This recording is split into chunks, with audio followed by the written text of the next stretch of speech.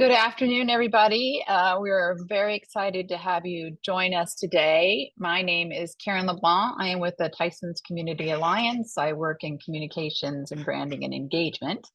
I have the pleasure today of just starting with a couple of housekeeping items, and then I'm going to introduce you to your presenters today, and they will take off. We have a lot of information to get through. We're very excited to show you the Placemaking Vision and Framework plan. Once we are done with the presentation, at the end of the presentation, we will have time for a Q&A session, which we're excited to hear about your thoughts and get your questions as well. So today, I'm excited to have with us, and we'll be introducing to you at this very moment, our consulting team, which is ZGF, and that is Otto Condon, Gael Gormalan, and Tim Bragan, who you will hear about from later as we head through the Placemaking Vision and Framework plan. And I'm very excited to first introduce, however, Katie Crystal, who is the CEO for the Tysons Community Alliance, and will be kicking off today's webinar. Katie? Thank you, Karen. And good morning, everyone. Welcome and thank you for joining us. We had nearly 100 registrants for this program, which I think underscores the enthusiasm and the importance of placemaking to everyone who is part of the work to transform Tysons into a true downtown and a real community. If this is your first time with us as the TCA, we are a public-private partnership that works to catalyze that transformation of Tysons through placemaking, through transportation and mobility, through our research and data program, marketing, and community engagement. And this month actually represents the conclusion of our first full year of operations. You can learn more about the TCA and get involved by visiting us at tysonsva.org. So a few notes on our agenda today. I'll start us off by anchoring the placemaking framework in the Connecting Tysons strategic plan. I will share some common definitions about placemaking, and then I'm going to turn things over to our partners with ZGF and MKSK Architects to talk about where we've come from and where Tysons is going for the county's comprehensive plan. After that, we will introduce the framework itself, how we make decisions and set priorities, about placemaking geographically, and the types of tools that can bring spaces to life within Tysons. A few test fit examples will illustrate how that framework will look in practice. And then we'll wrap up the presentation with some next steps, both how the TCA is and will be working to implement the framework and how you can help before we address some of the questions from the group. Before we begin, I want to begin with some acknowledgements. In particular, a huge thank you to the stakeholder group summarized here on the screen and comprising of members of the public and private sectors. You all gave generously of your time and ideas to the development of the framework, and your input and your understanding of the many current and planned investments in Tysons has just been absolutely essential in accurately and further pursuing this collective vision. So a bit about how we got here to this placemaking framework exercise at all. It starts with Connecting Tysons, our collective strategic plan that we unveiled last December. Connecting Tysons collectively represents the aspirations and the priorities of almost 100 different task group members from county government, from the civic sector, from property owners, employers, employees. It also represents the ideas of more than 100 different or 800 different residents, employees, and visitors to Tysons who took the time over the second half of 2023 to engage with our community engagement team. And that word, the theme, the idea of connection came up more than any other in our planning conversations and our community surveys. Connections encompass our shared aspirations for walkability and physical connectivity, but it also means something bigger, human connection. Because if we want Tysons to grow, to continue to thrive, to embody this shared vision for its future, we need people here to feel connected to this place and to each other. So, enter placemaking, which seeks to do exactly that. It's central to that connection. Placemaking is a named theme and a specific strategy that appears in the collective strategic plan, and it also touches on the strategies throughout the plan in all of the different areas. So this collective strategic plan gave us at the TCA and our partners, we think, very clear direction to prioritize placemaking, both in our own work and in our engagement with other property owners, policymakers, and stakeholders in Tysons. So what is placemaking?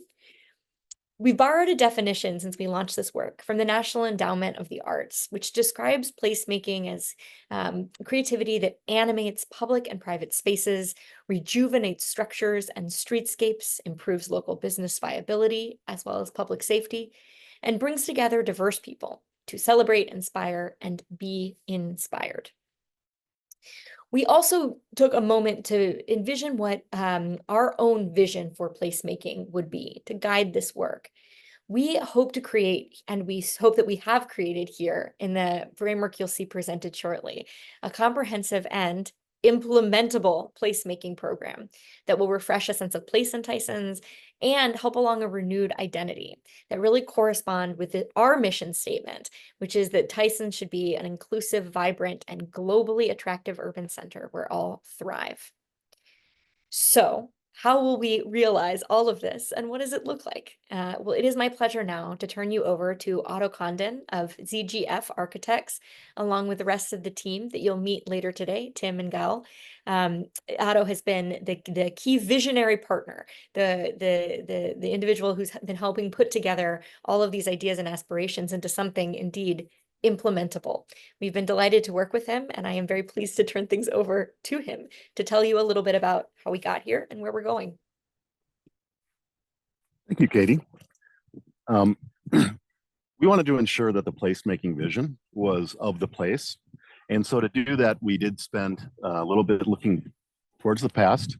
And also we wanted to understand all the work that's been done to date, because there has been a significant amount of planning, and we wanted to ensure that what we were doing was building on the success of all the efforts to date and adding that next layer of placemaking and opportunities to really enliven the place. So going back about 80 years, you can go next.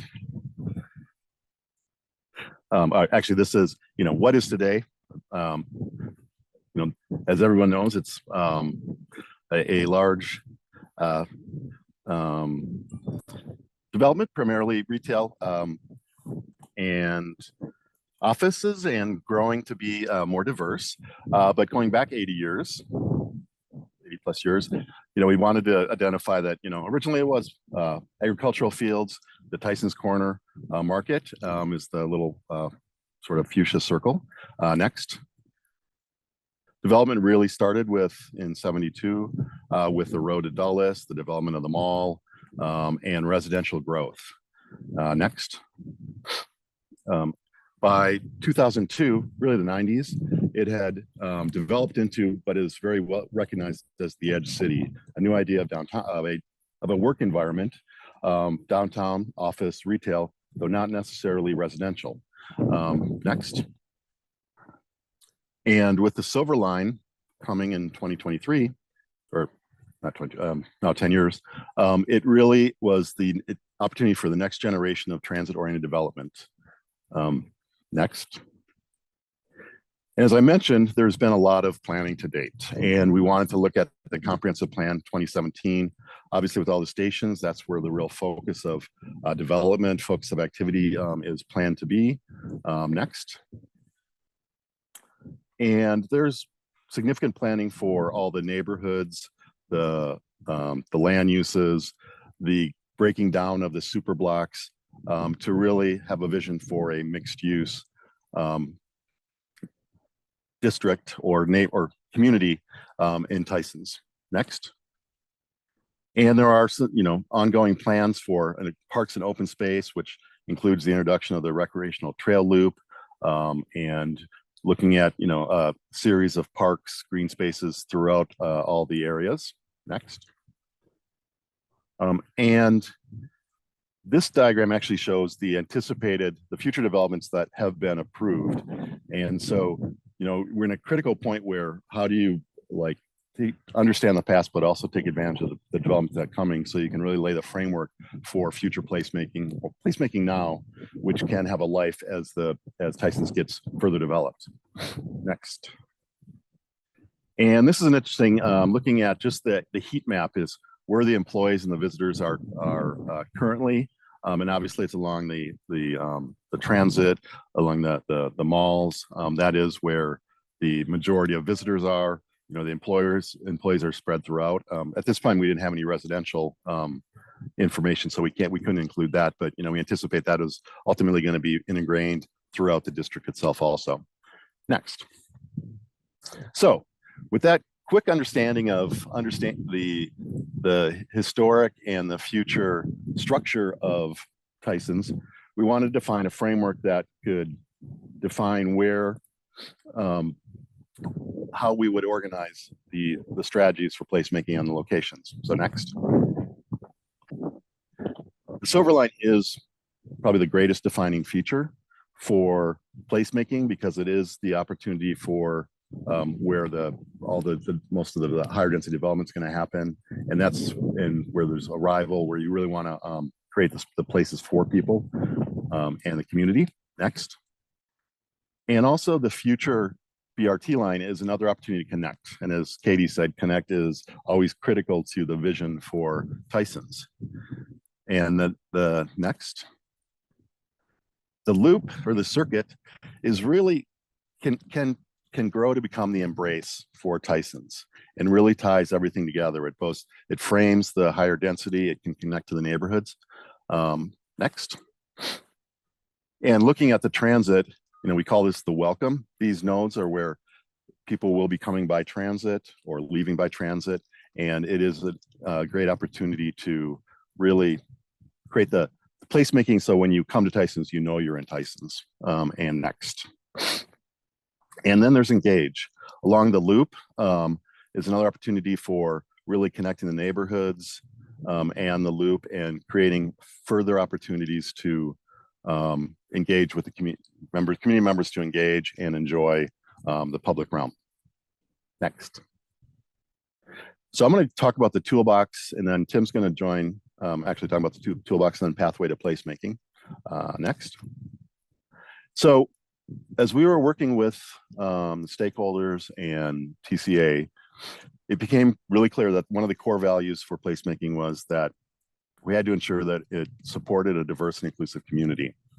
And integral to these values also was that any effort had to support mobility, sustainability, safety, and encourage stewardship. And those were the sort of 4 key values that were forced placemaking to be successful. Next.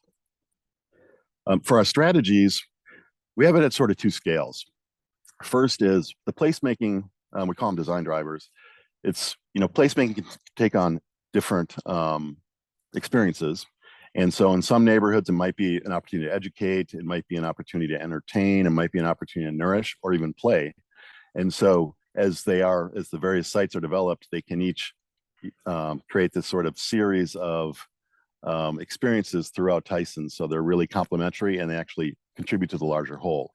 Now the sites themselves, we came up with these 3: plant a flag, think big, think surgically, because each of the sites that we looked at, and Gail and Tim will share it later, it's going to take, some will be quick and easy.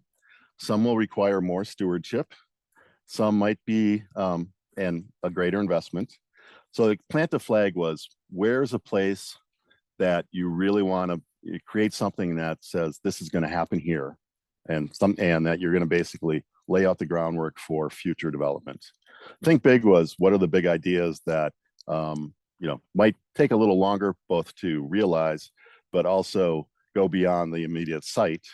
And think surgically is, are there placemaking moves that can be done quickly and can fix or heal certain issues or conflicts that are a detriment to the experience of the community in the public realm.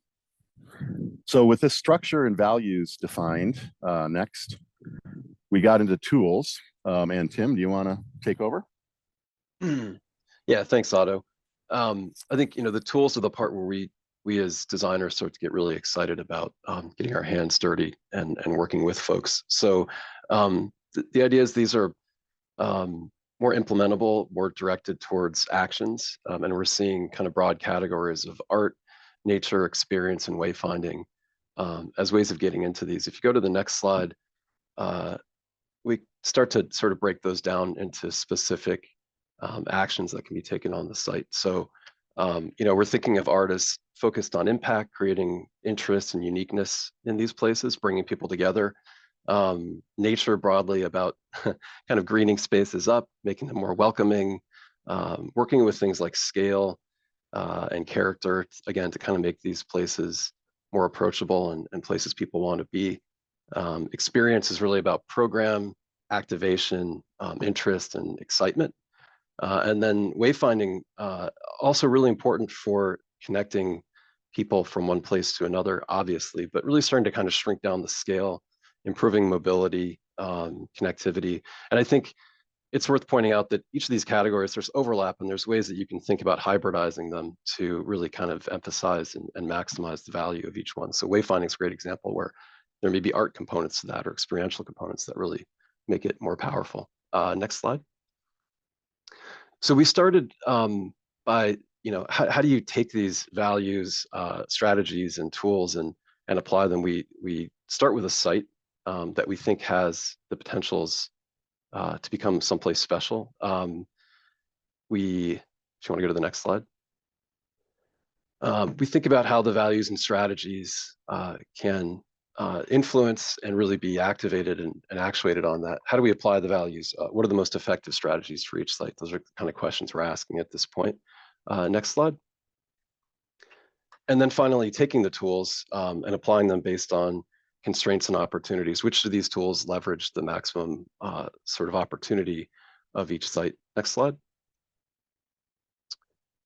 And really, I think where this starts to get more fun and provocative is these what ifs. So what happens when we actually take these and apply them to a specific place? Next slide.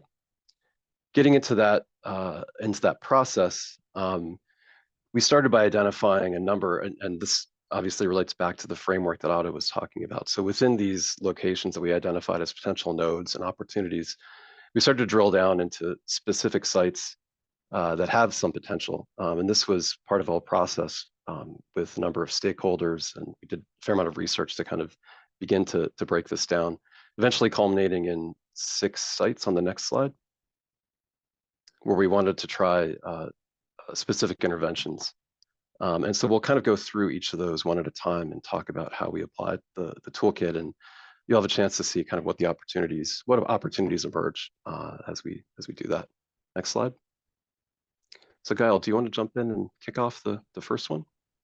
Sure. So for these next few visioning exercises, we are calling them what ifs. They're taking a site that came up in conversation and trying to apply the toolkit.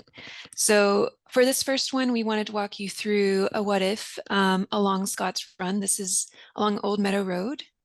If you'll go to next. This is an opportunity potentially to plant a flag. As Katie mentioned and as Otto mentioned, we're building on things that are coming and things that came before.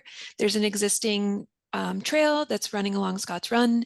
There's a new sidewalk that's gotten built with new development, but both of these just end. So this is an opportunity, as we're saying, to plant a flag. How do we make something bigger with pieces that are already there? How do we take a stance on creating a bigger opportunity? So here we think we could introduce all of the all of the elements of the tools. Obviously, you don't want to put all of the tools, but we've got wayfinding. There's potential for nature because we're so close to the park. Art can be introduced to this space, and experience. And we want to think about how all of these things together, building on each other and working separately, create a place where there's an enjoyable respite with nature, and really it reinforces the fact that Tysons does have these corridors, these trail systems, these natural spaces that might feel like they're on the fringe, but could actually be really a part of the system of Tysons. If you'll go to the next. So here's a quick visioning. We went bold, we went big. We tried to introduce a lot of different things because we think they can go together. So when we're imagining these what ifs, what we're looking for is, how do we create a place that's recognizable? How do we create a destination that has a lot of meaning? So in this case, do you combine a flower shop that's also a cafe? Do you put next to it a playground so that when you're coming here, you can actually spend an afternoon, you don't have to rush home with your kids? Do we connect that trail so that it leads you up to the neighborhood. It leads you up to the existing residential areas, and then leads you back down toward the mall, wherever you might want to go that's more in the heart of Tysons. Which tools do you use? Do you introduce programming such as marketing and festivals, which fall under an experience category? Do you introduce ground art, both as wayfinding and as an expression of art? And really, do you introduce that trail connection so that that's really the planting the flag? That's really where you're connecting back to the trail system. If you go to the next slide. Another example of a what if, as Otto and Tim mentioned, the idea of thinking surgically. This is not necessarily trying to create a bigger movement or trying to bring an awareness to a bigger system. It's really community members saying, I just want this part to be better, or I want this part of my day to really have identity and presence in Tysons. I don't want to go outside of Tysons to have this.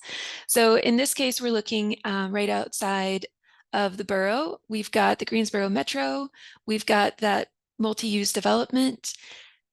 This thinking surgically is just really connecting those two. So that's introducing wayfinding. You know, how do you, if you're in the borough, how do you find the metro if you're not from the area? So introducing wayfinding, maybe making a trace on the ground, or in this case, we're showing portals. These could be artistic, these could be expressive.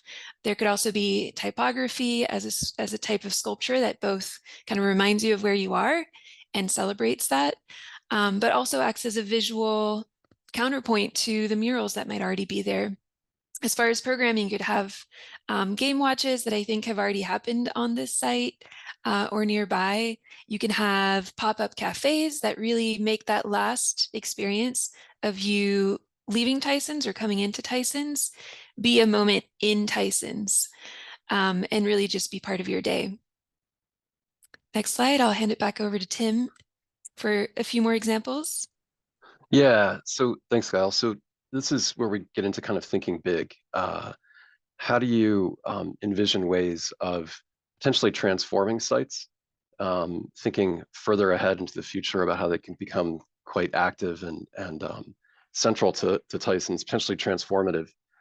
We started by looking at the Cirque site, but I think this kind of approach, we wanted to also mention the McLean Station area. There are a number of places where something like this could be done, but in identifying a space that might be underutilized some of the year and really kind of intensifying the use of that space with activation. So here we're envisioning the corner of Tysons Boulevard and Galleria, potentially having a small kind of parklet space, food, beverages, even potentially setting up opportunities to create events and really intensify activity on that corner. But then also thinking about how much larger but very light gestures could start to turn spaces like the big parking lot there, for instance, when it's not a circus, could become a space for biking or outdoor games, things like kite flying, big events where you're taking advantage of the fact you have all this space, and then asking how those things over time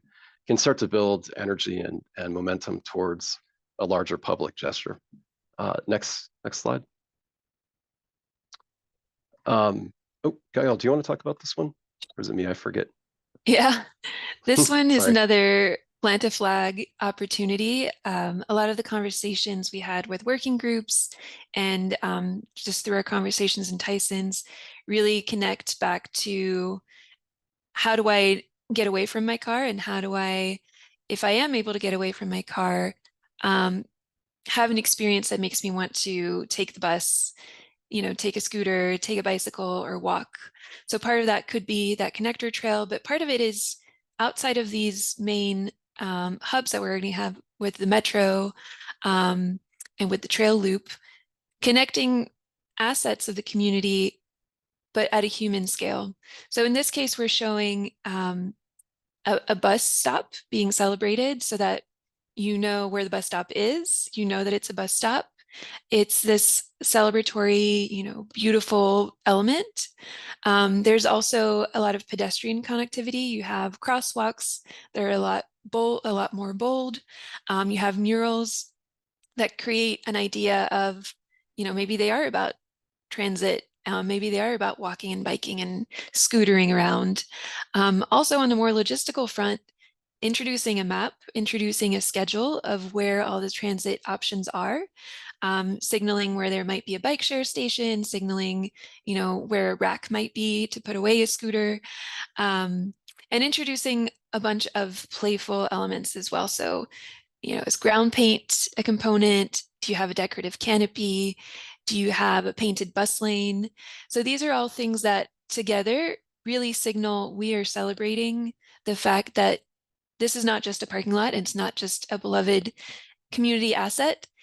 It's a connection to all these spaces with our mobility and with our neighborhoods. And how you get there does matter. And next slide, please. Tim, this is back to you. Yeah, I think, can you guys hear me? My display froze. There we go. Yeah, I think this is a really interesting one to me. Again, kind of an idea of planting a flag here. We've identified Spring Hill Metro as a real opportunity to become kind of a potential center of activity, to kind of leverage this idea of Spring Hill maybe becoming more of an arts district.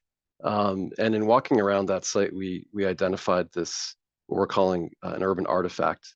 So finding a piece of the built environment that has character, maybe could create excitement. There's a small office there that's part of one of the existing and abandoned car dealerships. And imagining how you might take some piece like that of the urban environment and transform it into kind of a moment of celebration and interest. This place had a lot of kind of Wes Anderson character to it. So imagine that you start to apply all these tools, paint, planting, lighting, to kind of raise up an element like that, create a really unique moment in the space, and then program it with things like cafe, other types of events. But it really becomes kind of, again, a catalyst that might drive activity and opportunity directly around that area. Next slide.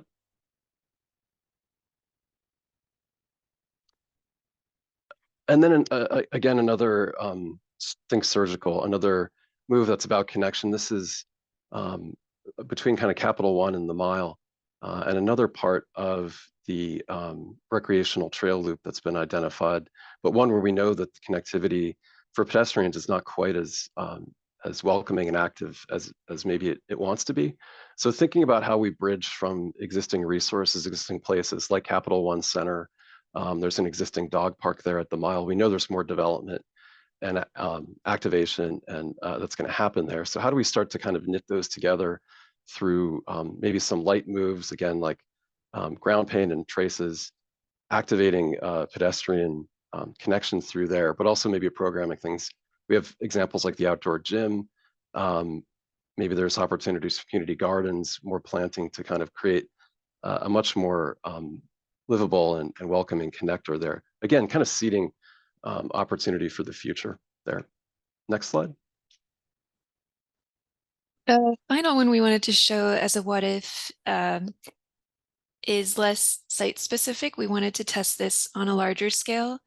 This is what we're calling a runner's loop. So if you were to introduce the recreational trail loop to a certain demographic to test it out, the people that are already going to be out are likely to be runners and bikers who are already dedicated. They're going to be the trailblazers that really create this built identity around the runners or around the loop in Tysons. And so tapping into that drive to already be on the sidewalks running, already be, whatever bike lanes already exist, trying to connect them. So would that mean using mile markers to kind of help this is a almost 5 mile loop. Where do I fall if I'm training on this, or where do I fall if I'm meeting a friend at mile 3, for example?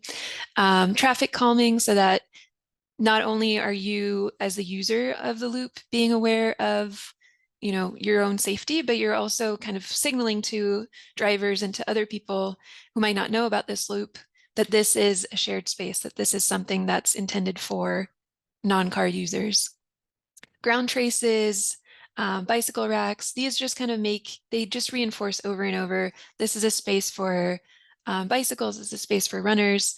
It's a way to take a little bit of the thinking as well out of it, so that when you are running, all you have to do is follow that line. And if you're biking, you don't have to think about, where am I going to store my bike? Where will I find a bike repair station if I have a flat? Everything is really, if all these tools are brought in at the same time, and they're brought in a way that's reinforcing the fact that this is, yes, it's a place with identity, but it's also a place that supports the needs that you might have. And that is a big system. It's going to change the way that Tysons is experienced if identity and presence is built all the way around it. And maybe that even loops into programming. There's run clubs that could be funded by, running shoe stores. There could be 5Ks or in this case, 4.5Ks. But there's so many opportunities to encourage a healthy, maybe exercise focus in the beginning, but as more and more people get onto it, and as it becomes part of the identity of Tysons, more users will be able to access it. Next slide, please. Oh, and I think with that, we're going to hand it back to Katie. Great. Thank you so much, Tim and Gil. So how do we realize all of this strategic visioning, all of these aspirations? Well, this placemaking framework, above all, provides a blueprint for our own work at the TCA, and it also provides, we hope, a springboard for others. I'll take the two in turn. First, the TCA's budget includes funding for place projects, beautification, and wayfinding. Those are ongoing investments in our annual budget. And we have been able to leverage those actually in our first year, building on the funds that we have available with sponsorships and partnerships and matches. And I want to take just a particular moment to shout out Macerich, TMG, and SCG Development, among others, have been really key partners in year one of helping us make sure that those placemaking dollars can go a little bit further. With regard to our own work, there's also significant alignment between place projects and mobility capital projects. And our board of directors recently approved a fiscal 25 budget that begins on July 1st that includes one-time money to launch a capital program for small tactical mobility projects, which we plan to pursue this upcoming fiscal year as proof of concept, so that we can hopefully position ourselves to seek future sources of funding for, again, projects that will help improve the safety of the mobility network and contribute to some of these strategies to build a greater sense of place.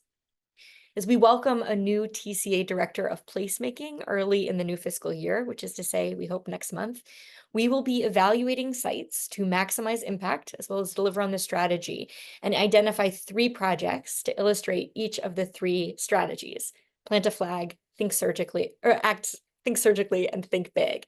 With the goal of those 3 projects, 3 strategies delivering in the next 2 years, fiscal 25 and fiscal 26. So that's what we'll be working on, and we very much look forward to sharing with all of you as community stakeholders. But as you can tell, this vision is so much greater than the TCA alone. And so as we wrap up and head into questions, I want to leave everyone with a call to action if you're on this conversation. First, we need partners to execute our own projects, the 3 that I mentioned over the next 2 years: property owners, funding partners, public sector collaborators. If you saw a what-if strategy that Gail and Tim presented that inspired you, that you think would work well on your site, that you are otherwise positioned to help realize, please let us know. info@tysonsva.org is always a great place to take in general ideas, and we look forward to partnering with you on realizing a couple of those early wins. We also very much want others to be able to pick up this framework and run with it, even independent of our work at TCA. One of Tyson's existing assets truly is the level of investment that many of you, public and private sector both, are already putting into placemaking. And so our hope is that this framework is straightforward enough, is exciting enough, that it can help inspire and spark ideas for how the work that so many people have already committed to can then effectively connect to a broader whole in creating a universal sense of place for Tysons. That call to action can seem a little conceptual, I know. So I wanted to leave you with a specific example of what we mean by partnership. And that's a beautification project already underway at the crossroads of Route 123 and 7. So phase 1 of this project was clearing invasive and dead plantings that had taken over these 2 acres of land. And phase 2 will involve planting with indigenous trees and species to create a beautiful gateway to Tysons for pedestrians coming from the Greensboro Metro Station and for cars coming from Vienna. This project, we think, illustrates the strategies of planting a flag from the framework and using nature as a tool from the toolbox to create an environment that is more lovely, more calming, and more inviting. It also illustrates the kind of partnership that, again, we hope the framework will inspire. VDOT is the property owner here and has been a key partner throughout the permitting. SCG Development, specifically Steve Wilson, conceived of this project and funded its first phase. And the county's Department of Planning and Development and Supervisor Palchik's office have worked with us to coordinate permitting and planning, review landscaping ideas, and so forth. So that's what we mean when we say that we can't do this. We know we can't do this alone, and are really looking forward to working collectively to realize this vision together. I'm going to conclude there so that we have time for questions. We welcome them in the Q&A box, as Karen described at the top of the meeting. Those joining us, you have a little Q&A box, the question icon at the bottom of your screen. We can take your questions there. As we wrap up with the presentation portion, I just want to say thank you again for investing your time with us today to learn about the placemaking framework. And a sincere thank you again to our partners, Otto, Tim, Gail, and our stakeholder group in particular for your contributions thus far. We look forward to the questions, and more importantly, we are looking forward to working with you to realizing this vision of a more connected Tysons. So with that, I believe Karen will be moderating our questions. And Karen, I will give the floor to you. I will, and thank you, Katie, and thank you to our team. That was great. We know that that was a lot of information to take in 40 minutes, but it was a lot of really great information. And I think the foundation that's been set and the information that's been provided can allow us to really start thinking about placemaking in Tysons on a whole new level and with a whole new lens, which is really great. We do have a couple of questions. Some of these are, how do we stay in the loop to remain updated on TCA progress in the area of placemaking? And then will this presentation and content be made accessible to the public after today?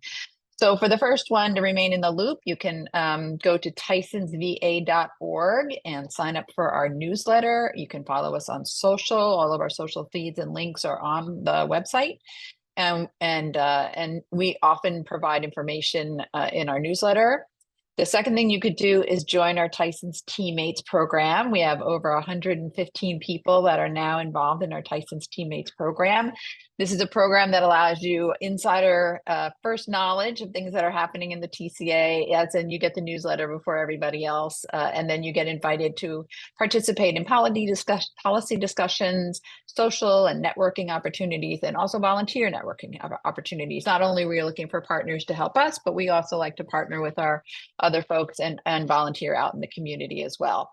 From that perspective, I encourage you and everybody on the call to do that today. You could do it right now while you're listening.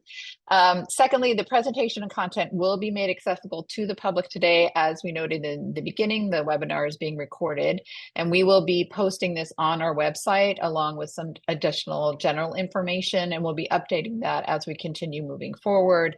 And then obviously, as we get more programs and things like the beautification project and other projects that we're working on, and they start to come online, we'll be certainly telling the story as a narrative about what we're doing, who our partners are, and how you can get more involved. Okay, so the next question is, have you inquired with property owners about the feasibility of using some of the sites shown? And Katie, I'm going to pass that one off to you. Absolutely.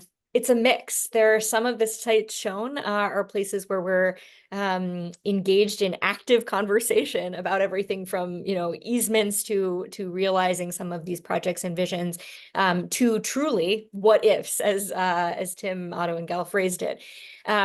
a few of the sites were used because they came up over and over again with stakeholders presenting. I think as was mentioned, we did a placemaking festival with big boards and asked people to put their thumbprints and prioritize their sites. And so we had our partners illustrate a couple of case examples in places that really are more at the what if end of the spectrum than the we're engaged in active conversations end of the spectrum. So it is a mix. I would say one of the things that I think is really important, and part of the reasons we've characterized these as what ifs rather than prospective sites or future sites, is that a lot of these treatments can go different places and still further the values and the goals in the framework.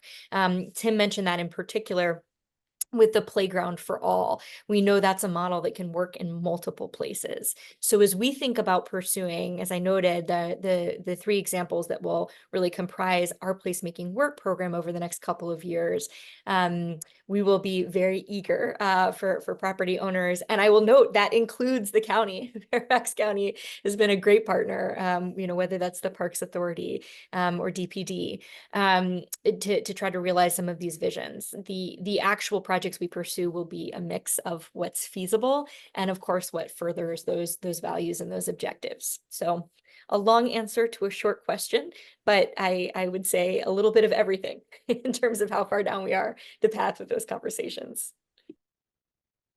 I will also say, Katie, thank you for that. And then we got a very nice statement from one of our favorite people, but also from Fairfax, Visit Fairfax, from Barry. Just always like to give a shout out to the team when we can. So fantastic work and presentation, exciting and motivating. Whatever we can do, we stand at the ready. Again, well done. So thank you, Barry, very much for that, and always for your support. Okay, also another one. It's exciting and great work. You've all come a long way in the past year. Congratulations. Thank you so much. And then we have another question here. The Spring Hill what if, in quotes, accepted. Most ideas are small in the form of a parklet. It seems Tysons needs one large park to put it on the map. I don't know, Katie, if you want to take that, or if one of our folks do, to talk about parks in general in Tysons. Why don't I talk a little bit about kind of parks and how public facilities are planned for in Tysons? And then I would invite, if our professional partners have examples or want to talk a little more about how placemaking and more tactical project complement larger scale public facilities, because I know this is something that every community thinks about, that balance. So this certainly came up as a theme in our strategic planning process. Forgive me, because we are sustainable, our lights go off automatically. I'm concerned you all may not be able to see me. Thank you. The idea of a central park for Tysons definitely came up for discussion in our task groups focused on community amenities. And although it was before my time, I know this came up during the development of the comp plan for Tysons. Earlier, Karen shared a link if you're interested in plans for future and current public facilities in Tysons per the Tysons comp plan. The Tysons tracker does map that, summarize what's been delivered, what's still aspirational, what has been proffered, for example. And so it is really important to us to work in close collaboration with DPD and the county staff in general as those larger scale public facilities that are envisioned in the comp plan do come online. The role of placemaking is to both activate and draw attention to existing facilities, and also, again, kind of plant a flag about where things might be coming. We are not going to, I can categorically say, unless things change dramatically in how we are structured and what we do, the TCA is not going to be delivering a large scale multi-acre park. We're not, designed to be a large property owner or operator, but we certainly hope to be able to, again, complement and extend the facilities that the county is already working on that are envisioned in the comp plan, and provide a lot of these tactical, smaller scale, interim, and actionable projects that can help with the beautification, the activation, and the community in Tysons in the meantime. Let me turn to our partners about that kind of, again, that dance between the large public facilities that are really important for community, and again, are envisioned in the Tysons comp plan, and I know elsewhere, and more of these sort of tactical placemaking strategies.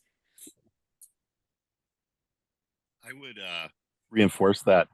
Yeah, a large park, well, can be defining for a community. This was not, it wasn't in the strategy. It was really to create places that can, provide opportunities for collective gathering. I do think, though, there is an opportunity, and as Katie said, I mean, that goes beyond the TCA.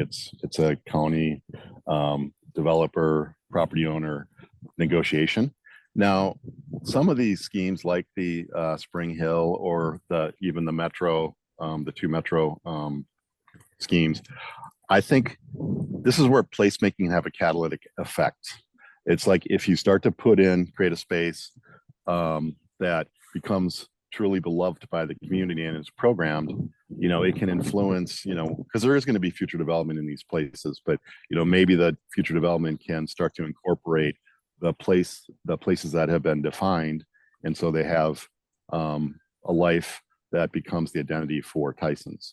And, sometimes a big park isn't always the best thing. Sometimes it's a series of smaller areas. You don't really need a lot of space to create a dynamic environment for everything from, performances to dining to festivals.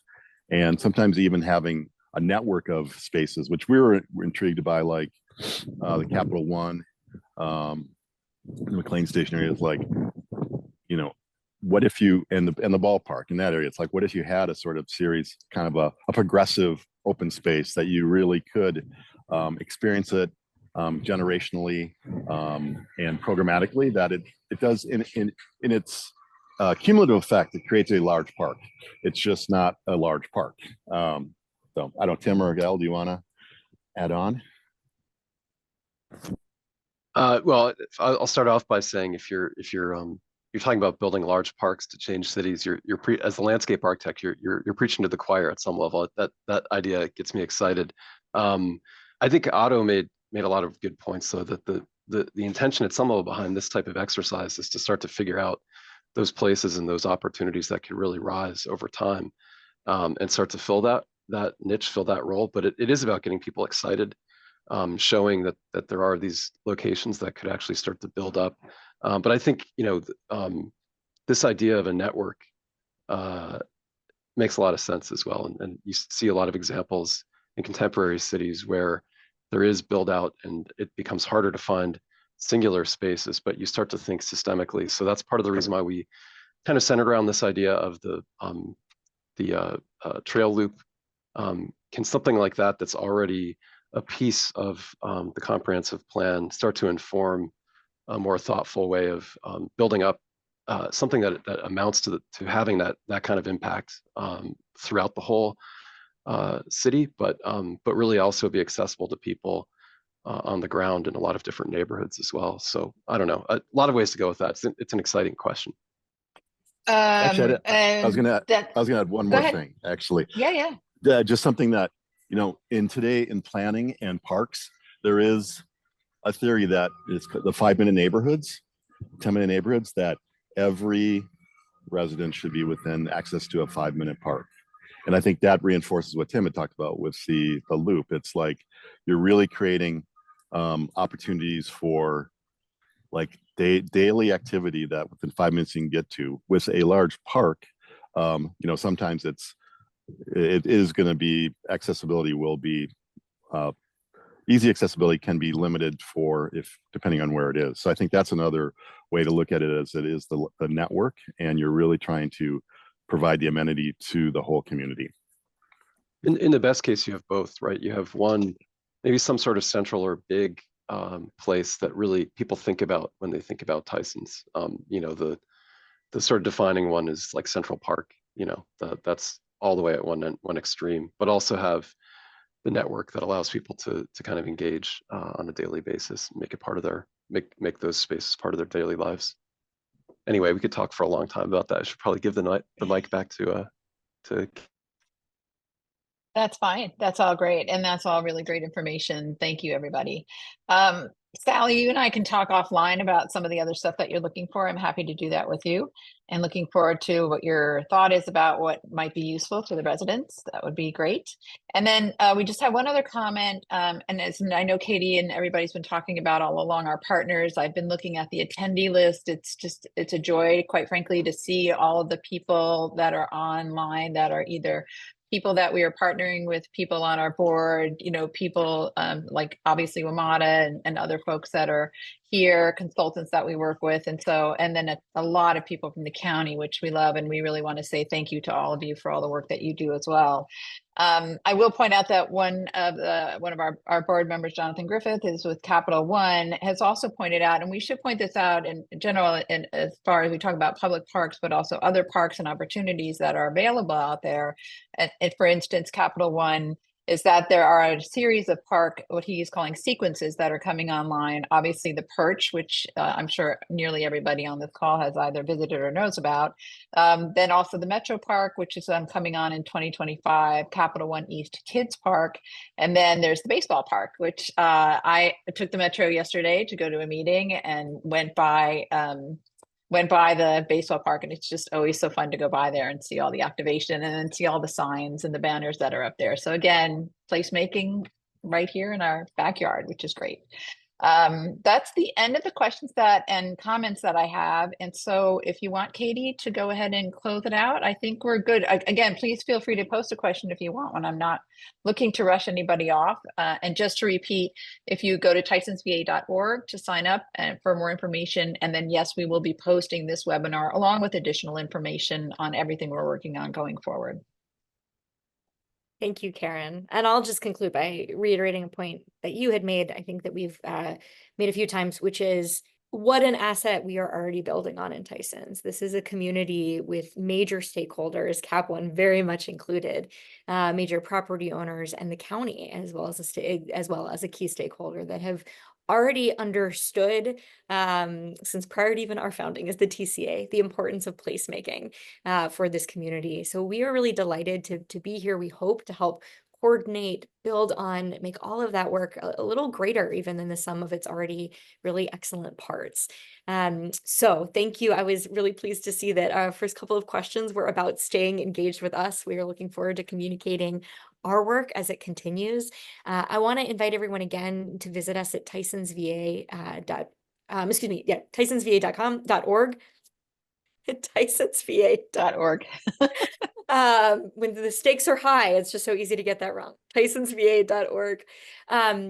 And you can spend a little time there engaging as well, especially if the TCA is newer to you. We have our annual report, which summarizes the work we've been doing, not only in the area of placemaking, but also transportation mobility, data and research, and community engagement. Both what we have done over the past year and what's ahead.